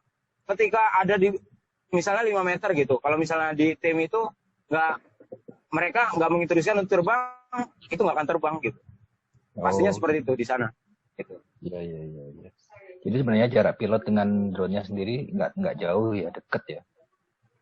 Deket kalau jarak, kecuali mapping ya, karena kan selama ini yang dilakukan dari rekan-rekan adalah manual gitu. Terlalu riskan ketika kita menggunakan mapping atau autopilot, kecuali di perkebunan oke lah. Kalau di ini itu nggak mungkin kita melakukan itu, karena begitu juga kan kita cross check Om, sebelum kita terbang itu cross check namanya senar-senar layangan gitu, benang-benang layangan yang kecil-kecil itu kita cross checkin semua area di situ, area objek yang akan kita terbang. Jadi terbangnya drone pun tidak mungkin atau tidak memungkinkan untuk menggunakan waypoint atau mission planner ya Om Dian ya. Jadi percuma aja maksudnya. Betul. Jika kita menggunakan menerbangkan drone dengan mission planner atau waypoint di lingkungan perkotaan itu tidak memungkinkan Om Dian ya. Betul. Tidak mungkin kan. Jadi tetap harus. Dan juga tambahannya adalah kita mapping manual Om. Kita mapping manual itu, maksudnya mapping manual itu kita berjalan ke arah gang-gang di mana kita harus tahu kondisi obstacle yang ada di area objek yang akan disemprot gitu. Jadi nggak semerta kita datang koordinasi terbang itu enggak. Jadi kita cross check semuanya, bos. Di sana ada tiang ya, di sana ada antena yang segini kayak gitu, Om. Terus space untuk turun ketika kita ada hal-hal yang tidak diinginkan, dan untuk plan B kita juga menyesuaikan di area yang di sana.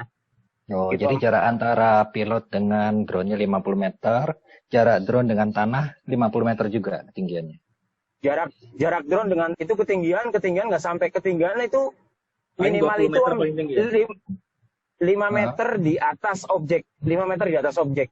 Tuh, Kalau yang ngomongin drone-nya dong Mas. Kalau cuma 5 meter kan pakai bambu gini aja, pakai semprotan juga 5 meter bisa. bukan dong, Sayang maksudnya drone-nya ketika loh. di atas komplek, maksudnya di atas komplek ya, tergantung di atas komplek gitu. Gitu, ya, ya. Misalnya komplek yang tinggi, drone itu kan hanya untuk ketinggian di ketinggian aja gitu. Iya, iya. Oh, mungkin misalnya Misalnya ada nilai tersendiri gitu, Om. Ya, oke. Maksudnya mungkin mau nyemprot kayak genteng ataupun misalnya atap. Cuman Nggak usah disemprot, gue genteng, nggak ada yang batuk di sana. iya sih. Ya kembali lagi itu mungkin untuk shock terapi untuk masyarakat juga mungkin itu Om Arya. Mungkin Tapi salah mungkin satu. alasan utama yang saya rasa tepat itu dari pemerintah, yaitu tadi untuk shock terapi itu kayaknya sih ya yang lebih itu kalau efisiensinya nggak dapat, shock terapinya mungkin dapat untuk Kalau hal itu sepakat semua, Om. Hal itu sepakat semua lah. Semua kalangan sepakat. Semua itu tahu. Karena kan sebelum menerbangkan pun juga informasikan bahwasanya drone itu seperti ini, efektivitasnya tuh seperti ini gitu. Jadi nggak serta-merta mereka melihat dari sisi itu. Menurut saya sendiri gitu, itu enggak gitu. Ya juga kita kan di sini artinya Om Dion kan menjalankan tugas dan sesuai dengan profesinya ya. Jadi artinya kita pun juga mengapresiasi apa yang dilakukan Om Dion. Jadi sesuai dengan profesinya Om Dion. Cuman artinya kita hanya mempertanyakan masalah sistem dan apa yang terjadi dengan negara kita, apa yang terjadi dengan pemerintah, apa yang terjadi dengan pihak-pihak tertentu yang melaksanakan kegiatan ini. Mungkin seperti itu Om Arya ya. Oh, Om Dion waktu terbang itu atas nama Fasi juga ya? Fasi ada, Om. Om Di Dion Bodyguard ada. Oh, Ya. juga ya. Kalau saya sih berdiri di mana aja, Om. Jadi saya nggak mengikat di. Ya Om Sigi tahu lah gitu. Kalau saya sih nggak di mana. Kalau saya di mana aja, Om. Di rumah gitu. Om Arya juga oke kalau saya gitu. Oke. Om Sigi tahu lah saya. Jangan, kalau di rumah saya jangan Mas, saya independen soalnya di musim banyak independen. Dan itu sama, Om. Saya juga independen. Siapapun yang meng-hire ataupun menginstruksikan ketika saya siap, Siap, saya ya. akan bilang siap. Iya, Pak. Ya Om Dion orangnya selalu siap kalau saya minta tolong, ya siap Om gitu. Selalu siap dia. Iya. Oke, ngomong-ngomong kita nggak kerasa ngomongnya udah 1 jam lebih. Ada lagi kah yang mau ditambahkan untuk bahasan drone ini? Kalau enggak, saya akan ambil kesimpulan dan akan saya tutup. Bisa nggak kalau misalkan drone kecil ya, ini kita di luar drone pertanian ya, kita pakai drone Mavic Mini itu loh yang sering saya bilang jelek. Mavic Itu Mini banyak ya. yang marah itu. Ini pertanyaan Om Arya untuk siapa nih? Semuanya. Jadi Untuk bisa nggak semuanya. sih kira-kira kalau drone kayak Mavic Mini gitu ya, kan bisa indoor tuh, dikasih aja lampu ultraviolet terus dikelilingin di ruangan gitu. Kira-kira Ini ngomongin ultraviolet C itu ya? iya, itu kan sama aja dengan kalau di luar pakai drone pertanian, kalau di dalam ya drone ultraviolet gitu. Efisiensinya saya nggak tahu kalau yang itu. Kira-kira kalau menurut teman-teman memungkinkan nggak tuh? Kalau ini saya mau menanggapi ya. Artinya begini, saya sendiri belum begitu paham tentang efisiensi dan efektivitas ultraviolet C yang Om Arya maksud itu. Iya. Tapi kalau misalnya untuk dipasang, bisa banget. Bisa aja ya. Bisa banget. Cuman hanya nempelin lampu yang beratnya nggak sampai 1 kilogram kan, ibarat katanya seperti itu. Ibarat katanya kita ngangkut bobot yang 200-300 gram aja untuk drone seukuran 5 inch itu masih aman. Apalagi cuman hanya lampu ultraviolet yang menurut saya nggak sampai 200 gram, 300 gram menurut saya masih bisa keangkat. Kalau soal Ini saya lagi nyoba nih Mas, ya. saya lagi beli lampu ultraviolet di Tokopedia. Lumayan harganya. 300.000, mudah-mudahan besok nyampe. Mau saya coba. Mau dicoba nih maksudnya. Mikro ya, Om? Bukan, ini gede lampunya. Tapi menurut saya begini loh Maria, kalau dipasang di drone, menurut saya jika di lampu ultraviolet dipasang di drone, menurut saya itu berbahaya. Kecuali Malah bahaya, kalau dipasang, kalau dipasang di di darat ya, misalnya kayak mobil-mobilan, di remote control itu mungkin masih aman. Karena kalau namanya kita udah terbang, itu kan pasti otomatis kondisi lampu itu udah nyala, udah on. Kecuali kita pakai semacam pematik ataupun servo atau apa untuk memfungsikan si lampu itu supaya on off gitu kan. Karena kita rakit-rakit secara manual kan ya. Nah, dengan kondisi drone udah terbang, lampu menyala, terus kemudian kita main yaw, rotate segala macam, kita nggak tahu apakah kena mata kita. Apa kena mata kita atau kena anak kita atau kena siapa gitu, kita nggak tahu gitu. Malah berbahaya. Tapi kok saya lagi beli lampu ini loh. Mungkin bisa lihat. Harganya kebalik ya? 300 ribuan ya. 302 ribuan ya. Ini berapa watt ini? Sebentar. Gede nih wattnya. Ini saya mau coba. Kalau memang ini praktis lumayan. 30 watt. Besar. 30 watt ya. 30 watt lampu. Kayak lampu neon 30 watt itu. Berarti kalau 30 watt itu butuh baterainya yang kayak apa? Mikirin lagi itu. Lagi. Berarti ujung-ujungnya tetap aja drone itu harus jadi berat-berat juga kalau pakai drone. Tapi kalau pakai mobil-mobilan mungkin masih oke lah. Ini 30 watt ini harganya tadi 300 berapa itu? 300 ribuan. Panjangnya 90 cm. Jadi lebih panjang dari ini. Lebih panjang dari ini pastinya. Inilah kurang. Ya, lebih panjang lagi. Lebih panjang lagi. Ini masih kurang panjang ini. Nah, nanti saya tuh rencananya lampu ini kan dia jual ini sudah dalam kondisi lengkap, tinggal dinyalain. Udah ada drivernya, udah ada kotaknya kayak beli lampu neon yang di rumah-rumah gitu. Tapi ultraviolet C. Saya nggak mau yang A atau B, saya yang C. Jadi saya mau coba tuh jadi kayak laptop gitu nih. Iya. Nah, nanti kalau memang itu ada hasil, mungkin bisa ditancepin di mobil radio remote atau apa gitu untuk dibuat keliling. Jalan keliling. Murah soalnya. Soalnya saya tahu itu yang diproduksi oleh Denmark itu harga yang di video saya itu kan ada tuh lampunya banyak keliling itu ya. Itu produksinya Denmark itu harganya 1 M. Gila nggak sih? Oke, itu dari Om Arya untuk ultraviolet sih. Ada teman-teman yang lain mau nanggepin? Om Andri atau Om Denny, Randy, kalau mau ada yang mau nanggepin? Kalau mau nambah-nambahin silakan. Om Andri nggak ada? Ada Om Dion ini boleh? Hanya Om Dion? Boleh, silakan. Siap. Om Dion, selama penyemprotan nih rata-rata di perumahan ya? Ya. Sama jalan protokol juga Om? Oh sama jalan, tapi paling banyak di perumahan? Betul, komplek gitu kan. Oke. Dan juga CSR-nya dari klien juga banyak. Sebagai rasa kepedulian terhadap nasabahnya gitu. Kalau perumahan Om Sigit nih, udah pernah ada yang datang belum sih Om, nyemprot? Belum ada, tapi daerah saya udah ada yang kena. Jumlahnya ada 2 orang lah ya ke perumahan saya, tapi yang nyemprot belum ada. Tapi kalaupun ada yang nyemprot sama saya sih ya akan pertanyakan dulu, nggak semata-mata silakan begitu aja. Gitu, ya positif 2. Astaga. Di kantor saya pun sudah ada, jadi saya bingung ke kantor terkontaminasi, di sini pun sama terkontaminasi, jadi saya serba salah nih. Jadi kalau menurut saya kemarin, baru minggu kemarin di sini semprot Om, memang ada bantuan. Pernah ada ya di Om Denny ya? Ada dari bantuan dari desa di kelurahan. Ya. Itu memang maksudnya sorry Om Denny, bentar. Maksudnya penyemprotan drone atau penyemprotan secara manual nih? Om Denny tanya ke saya.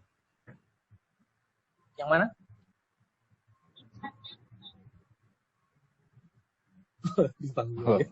Aduh.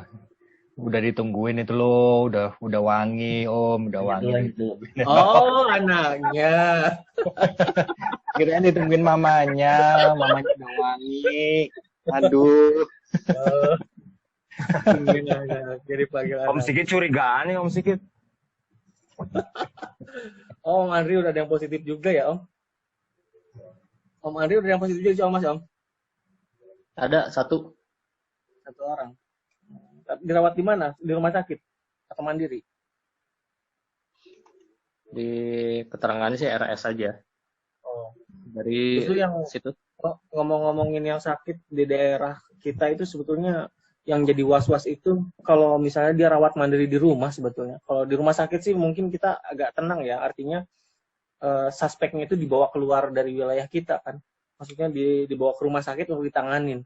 Tapi kalau misalnya suspeknya mandiri di rumah atau itu yang bikin kekhawatiran gitu. Nah, ini ngomong-ngomong tadi Om Denny yang masa penyemprotan maksudnya penyemprotan Jadi gini, Om. manual atau drone di rumah saya di rumah saya. Di sini tuh kemarin penyemprotannya manual. Oh. Kalau saya perhatikan memang penyemprotan manual ini nggak menyeluruh. Artinya ada sebagian memang masuk ke dalam, ada yang sebagian kayak halaman depan. Gitu. Kemungkinan kalau memang menggunakan drone ini sebagai pelengkap aja Om ke daerah area-area memang tidak terjangkau kalau kata saya sih. Jadi memang A dan B ada apa ya? Kalau misalkan menggunakan drone juga memang pasti ke area-area yang memang nggak terjangkau sama mereka ini gitu. Soalnya saya perhatiin kemarin mereka nggak full dia nyemprot ke area-area yang memang ini, yang apa satu rumah itu nggak full ya, hanya sebagian depan, sebagian ada yang masuk ada yang enggak, kayak gitu aja sih. Om Arya mau nanggepin? Kalau di perumahan-perumahan sih ya sebetulnya itu tadi ya. Kalau perumahan saya ini tiba-tiba didatengin sama drone untuk penyemprotan, saya tuh agak takut sebetulnya terus terang ya. Maaf lah ya Om Dion. Takut. Takutnya itu apa sih? Takutnya itu ada apa-apa tiba-tiba drone-nya tuh ke rumah atau gimana. Ya khawatirnya aja, khawatir. Terus hembusan anginnya juga khawatirnya nanti apa masuk ke rumah, kotoran debu-debu di jalan itu jadi masuk ke rumah karena kencang itu kan namanya baling-baling. Itu aja sih kalau saya. Dan kalau saya sih membayangkan masalah logika aja sih, artinya begini. Kalau drone spray atau drone semprot itu tujuannya untuk menyemprot area-area yang sulit dijangkau manusia, secara logika tidak ada manusia yang ke situ kan? Betul. Otomatis untuk apa disemprot? Oh, manusia pun sulit ke situ. Gitu. Ibarat katanya kalau misalnya ada sesuatu yang mengatakan, misalnya ada orang yang mengatakan tujuan drone menyemprot di perumahan ataupun di lingkungan warga adalah tujuannya untuk menjangkau area-area yang sulit dijangkau oleh manusia. Nah, secara sudah sulit dijangkau manusia, buat apa disemprot? Karena toh tidak akan ada manusia yang ke situ gitu loh. Masuk akal nggak saya ngomong begitu? Ya, masuk akal. Mas. Jadi sebetulnya kan memang harusnya digunakan untuk di area-area yang tidak boleh, bukan tidak ada manusia, tidak boleh masuk manusia karena karantina. Jadi artinya jika emang tidak, artinya jika sulit untuk dijangkau untuk oleh manusia, buat apa disemprot gitu kan? Karena toh manusia pun sulit untuk ke situ gitu kan. Jadi otomatis ya itulah kembali lagi. Ada lagi yang mau disampaikan teman-teman? Kalau enggak saya tutup dan saya ambil kesimpulan dari hasil pembicaraan kita ini. Ada nggak teman-teman yang mau menambahkan? Atau Om Arya udah cukup? Udah 1 jam lebih gitu. Cukup. Udah cukup ya. Oke, teman-teman. Oke, ada yang mau nambah lagi? Izin Om Randy? Izin, iya, Dion. Om Dion? Cukup atau Ya. ada yang mau nambahkan Om Dion? Saya tambahkan sedikit ya Om. Boleh. Jadi untuk penyemprotan tadi kita udah bahas, bahwasanya dilihat dari efektivitas dan efisiensi mungkin bisa dievaluasi kurang efektif dan kurang efisien. Memang itu Mukanya betul. Om Kita Dion semua nggak ada menyadari nih. hal itu. Mukanya Om Dion nggak ada. Lagi ngerokok Om Dion. Oh, oke. Oh, sorry. Ya, ini ada nih. Pasti udah ada. Udah Bu. Apa? Enggak, kayaknya dengan Jadi- ada siapa yang mungkin jangan-jangan di situ. Jadi memang hal itu udah menyadari lah, evaluasi semuanya bahwa penilaiannya itu semua sama lah, semua sadar bahwasanya ada di sekitaran itu gitu. Efisiensi dan efektivitasnya kita semua tahu lah. Dan kemudian memang ada nilai tersendiri gitu, Om. Memang. Dan kemudian dari segi klien pun mereka memandang ada nilai tersendiri juga. Dan kemudian antusias warga juga banyak yang memang mereka jadi tahu, oh drone ternyata seperti ini gitu. Dan kemudian dari sisi untuk suhu ya Om, iya betul. Terus dari suhu untuk pengecekan dari drone. Sebentar Om Dian, saya cut dikit aja. Maksudnya tadi lupa, Om Dian, lupa bahas ya. Iya, saya nambahin dikit lagi. Artinya dengan adanya antusias warga untuk melihat drone, itu physical distancing-nya, social distancing-nya kemana Om? Jadi orang-orang kok jadi pada kumpul-kumpul lihat drone itu kan, kita kan physical distancing Om. Iya, orang kumpul pasti ada Om, tapi jauh Om. Kalau mereka jauh, nggak ada di area tersebut gitu. Paling hanya yang deket di drone, sekitar drone itu hanya panitia aja, ibaratnya seperti ada hanya satgasnya aja gitu. Yang jauh-jauh itu suruh minggir, kalau yang di rumah ya suruh masuk gitu. Mereka dia moto dari jauh gitu loh, nggak benar-benar dekat gitu. Atau ketika mereka drone turun, baru mereka ambil foto. Itu ya ada lah antusias yang seperti itu gitu. Nggak kita bisa pungkiri juga gitu. Nggak gitu. Ngerumun warga kayak nonton pertunjukan apa gitu kan? Enggak seperti itu. Itu galakan satgasnya Om untuk mengusir mereka Om. Gitu. Karena kan kepentingan bersama gitu. Oke, lanjutkan kemudian silakan untuk lanjutkan ya, untuk ambil kesimpulan. Terkait untuk yang suhu tadi, jadi kita udah hampir ya ibaratnya air andi lah Om. 4 harian itu di tempat AD gitu di Angkatan Darat juga. Jadi suhu itu yang didapat dari Matrice 200 dan DJI Mavic Enterprise itu hasilnya itu semua sama. Karena kan di sana poinnya ada 3, ada minimal, ada maksimal, ada average. Maksimal itu warna merah. Warna merah, poin merah itu maksimal. Terus ketika kita dalam kerumunan kita cek menggunakan Matrice Enterprise itu kita harus jarak dari objek itu 3 meter. Minimal 3 meter. Minimal 3 meter, maksimal pun paling di 4 meteran, nggak bisa lebih dari itu. Kalau lebih dari itu sensor dari DJI Enterprise kan kecil ya dibanding pakai Matrice 200. Kalau Matrice 200 bisa jaraknya bisa 330 meter dari objek yang akan di sensor gitu. Ya. Nah, itu ngomongin pakai sensor suhu kayak begitu, menurut Om Dion itu efektif nggak sih? Karena pertama begini, tadi dari DJI Enterprise sendiri kurang begitu akurat. Terus kemudian dari Matrice dia akurat, tapi dengan jarak 30 meter. 30 meter dari objek drone dengan manusia itu untuk drone sebesar Matrice itu cukup dekat loh Om. Maksudnya artinya masih bisa berpotensi membahayakan debu-debu berterbangan di sekitar manusia itu. Nah, menurut Om Dion gimana? Dengan sensor panas ini ya? Ya. Jadi kalau saya sih Om, kalau Matrice dan Mavic itu hasil suhunya sama Om. Jadi errornya itu sekitar 1 sampai 2 derajat Celcius. Jadi ketika misalkan kita mengecek Om Arya Dega dalam kondisi 30 meter menggunakan DJI Matrice, itu hasilnya 3,5. Dan ketika kita cek menggunakan manual termogun, itu bisa di angka 36,5 gitu. Jadi tidak pernah melebihi angka maksimal atau menjadi error yang lebih tinggi dibandingkan dengan termogun. Karena ketika kita menggunakan sensor tersebut, sensornya itu harus di muka Om, harus di muka.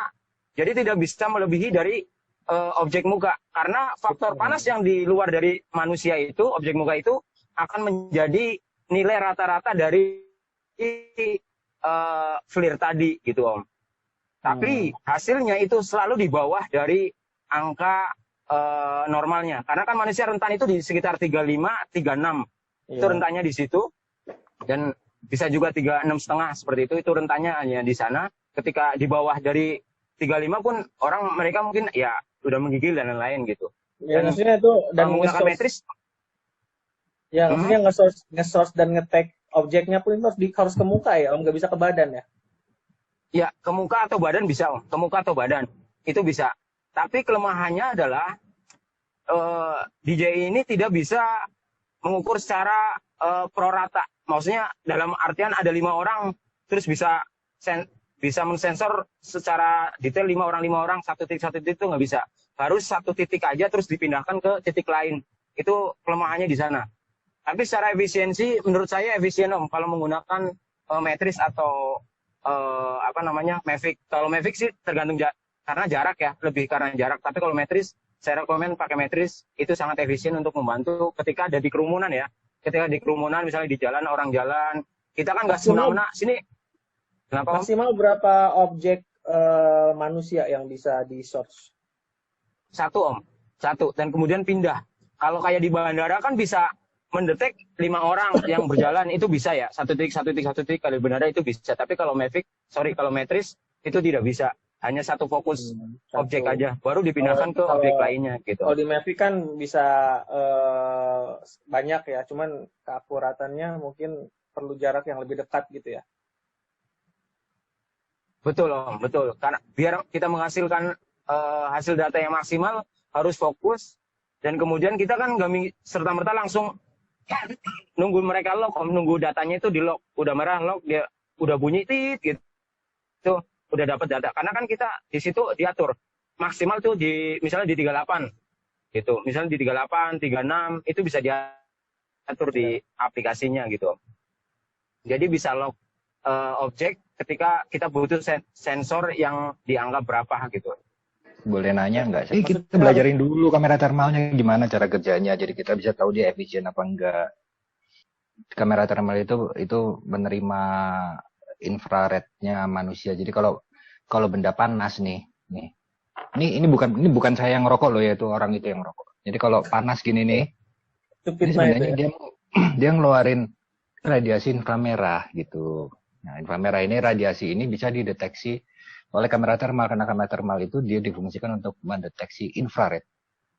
Nah, sebetulnya entah itu Matrix, entah itu Mavic, kamera thermal apapun yang di bandara juga itu sebetulnya bisa untuk mengecek multi point. Hanya tergantung dari aplikasinya. Sebetulnya bisa kayak di Matrix itu sebetulnya bisa, cuman saya nggak tahu kenapa di aplikasinya tidak disediakan. Harusnya bisa. Soalnya di Parrot, ngomongin Parrot jadinya. Parrot bisa gitu loh, masalahnya buat multi point. Spektral. Jadi bisa disetting ya, maksudnya untuk multi point bisa. Nggak selalu harus satu gitu. Cuman kembali lagi dari fitur yang dimiliki oleh Matrix sama dimiliki oleh Mavic Enterprise itu nggak ada fitur itu ya, Om Dion ya? Mungkin kalau dicoba cari di aplikasi yang lain mungkin ada. Coba aja. Jadi ini memang karena tipe drone yang tipe drone yang menggunakan infra termo seperti kayak begini tuh masih terbilang jarang juga kan, maksudnya masih baru-baru ini aja kan ya.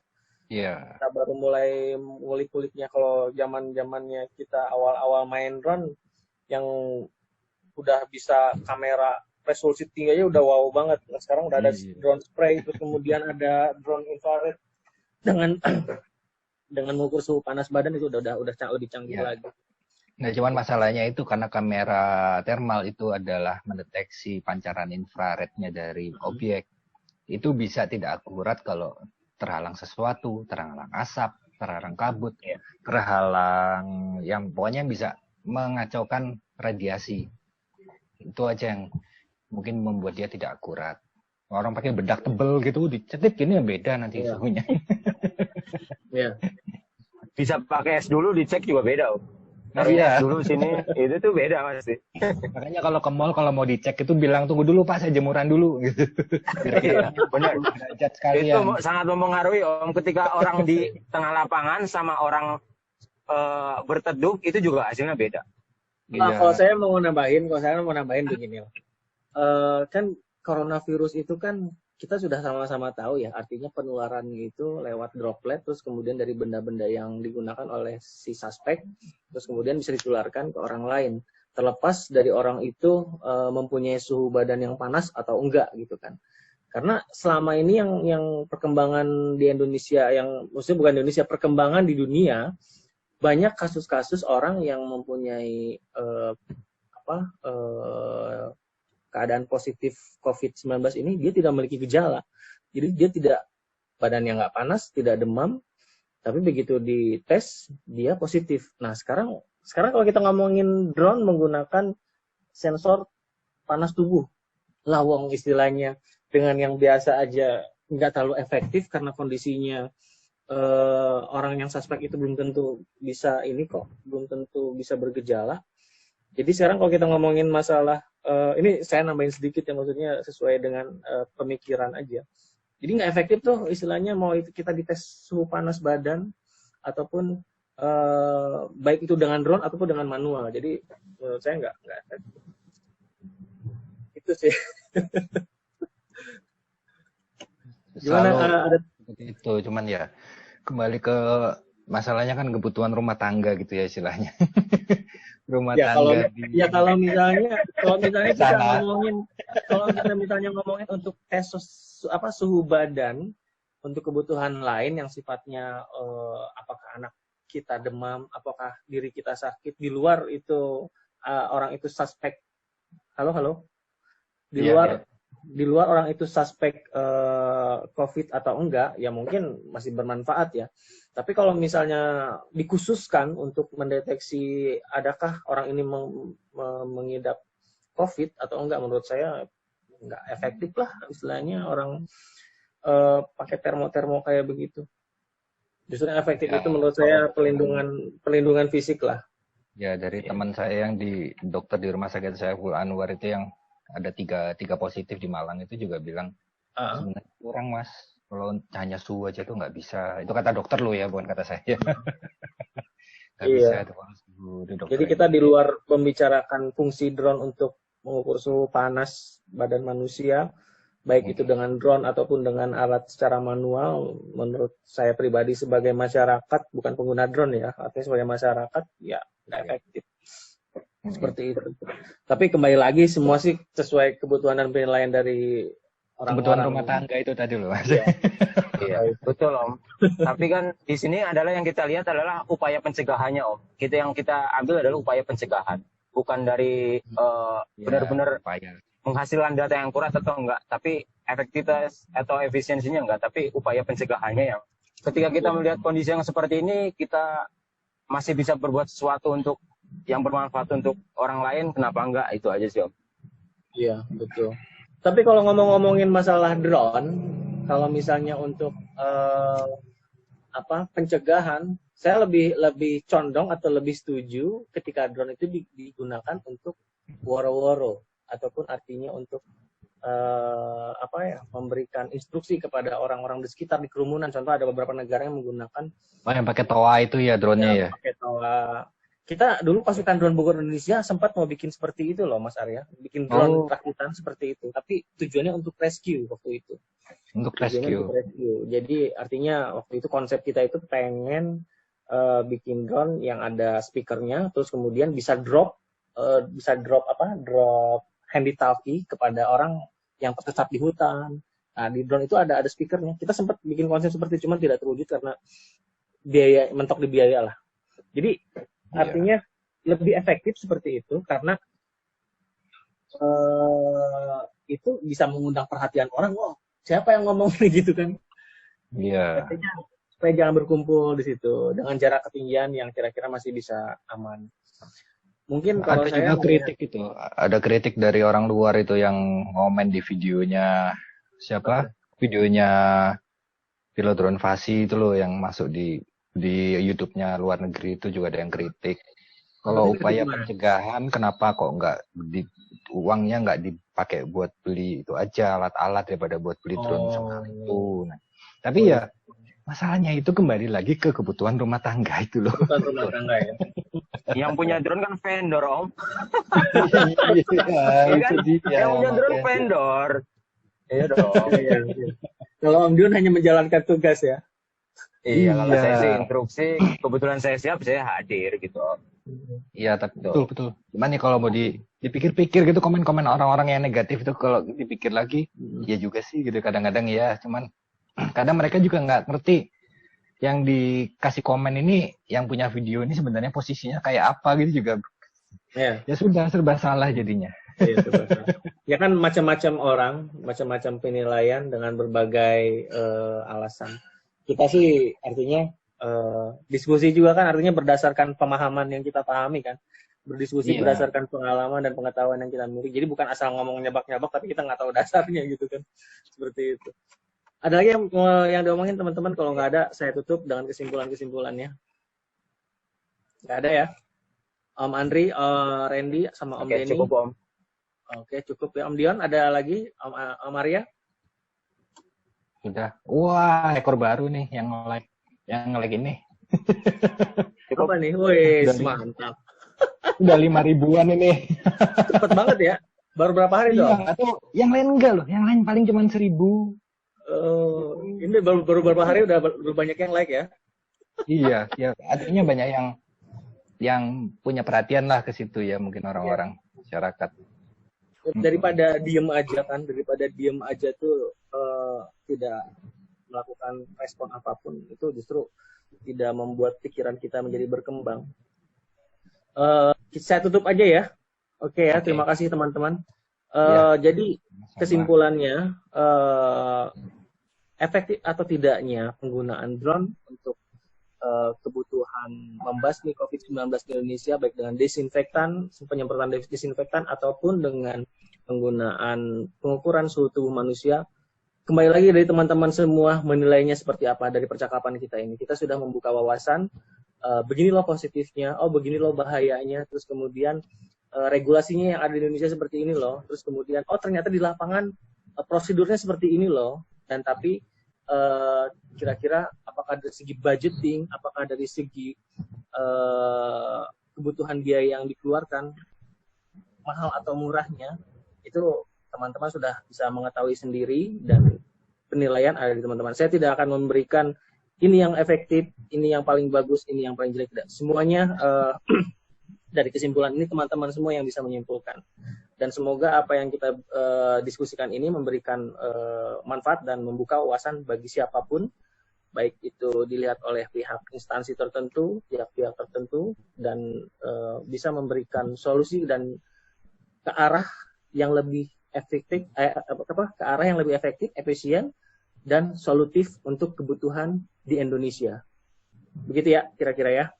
Oke, terima kasih teman-teman untuk diskusinya Om Arya, Om Dion, Om Andri yang tersisa, terus kemudian Om Denny, Randy, dan semuanya yang menonton diskusi ini. Terima kasih semuanya. Wassalamualaikum warahmatullahi wabarakatuh. Dadah.